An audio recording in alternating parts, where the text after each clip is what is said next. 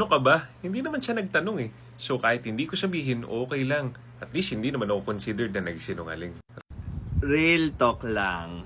Anong gagawin nyo pag nakuha nyo yung katotohanan? Di ba? Na-imagine nyo ba yung mga sugatang ego nyo? Na-imagine nyo ba yung natapakan na ego nyo? Dahil yung totoo nila, hindi naka-align sa gusto nyo. Ngayong nakuha nyo yung katotohanan at wala kayo dun sa picture, magtatampo kayo, magseselos kayo. And you know what's worst? Gagamitin niya yung katotohanan na sinabi nila, yung vulnerable moments nila, para baguhin yung pinakaingat-ingatan nilang katotohanan. Hindi ba nakaka-insulto yun? The moment na gumusto kayo ng katotohanan, kailangan handa kayong magbayad. Kailangan handa kayong lumunok sa kung ano yung ibibigay ng katotohanan. Kahit na, at most likely, hindi yun align sa gusto ng ego nyo.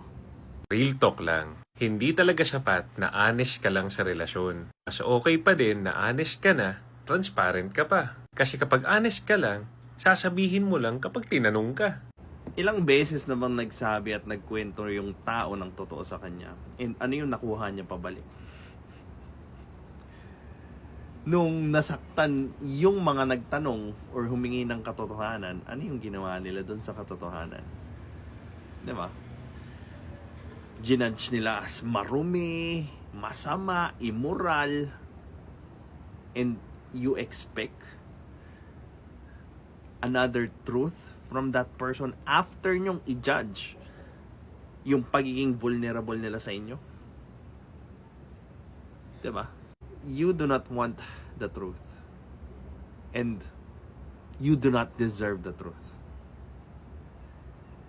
Kasi unang-una, hindi nyo alam yung kabayaran or kapalit para makakuha kayo ng katotohanan dito sa mundong ito.